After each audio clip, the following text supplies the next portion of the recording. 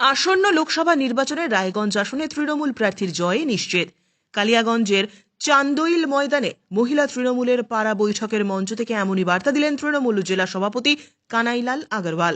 মঙ্গলবার দুপুরে চান্দইল ফুটবল ময়দানে বোঁচাডাঙ্গা অঞ্চল মহিলা তৃণমূলের ডাকে 15 নম্বর পঞ্চায়েত সমিতি আসনের মহিলা কর্মীদের নিয়ে এই পাড়া বৈঠকের আয়োজন করা হয়, যেখানে বক্তা হিসেবে উপস্থিত ছিলেন কানাইলাল আগরওয়াল।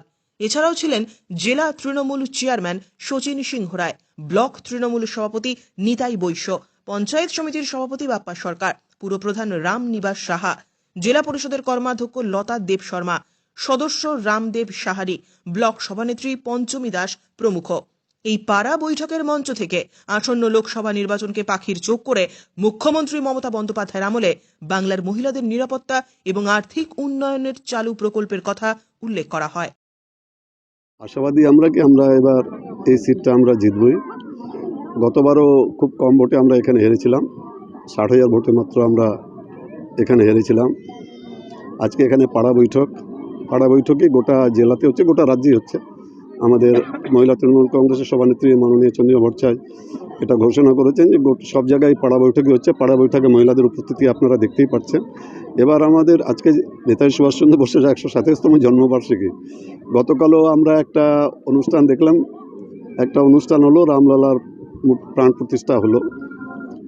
আমাদের দলনেত্রী আমাদের নির্দেশ দিয়েছিলেন সংগতি যাত্রা, সেই সংগতি যাত্রাও আমরা করেছি। নেতাজি সুভাষচন্দ্র বসু সংগতির কথা বলতেন, স্বামী বিবেকানন্দ সর্বধর্ম সমন্বয়ের কথা বলতেন। পশ্চিমবাংলা এটা তো সাধকের জায়গা।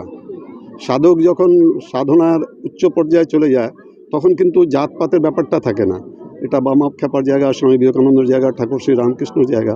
তো এখানে আমরা একটা দায়িত্ব নিয়ে বলছি আপনাদের মাধ্যমে যে কেউ আমাদের মধ্যে বিভাজন সৃষ্টি করতে পারবে না। যে যতই ভোটে যে চিন্তা করে বিভাজন করার চেষ্টা করুক, সেটা পারবে না। আমাদের এখানে রাজ্যের মুখ্যমন্ত্রী আছেন মাননীয় মমতা বন্দ্যোপাধ্যায়।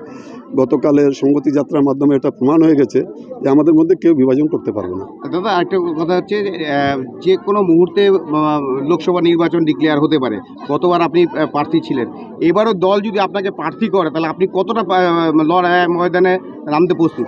না, আমাকে তো 2019-এই জেলা সভাপতির দায়িত্ব দিয়েছিলেন দল থেকে, জেলা সেই হিসাবে আমি 2019 থেকে 2024 আমি তো প্রত্যেকটা অঞ্চলে আমি ঘুরেছি।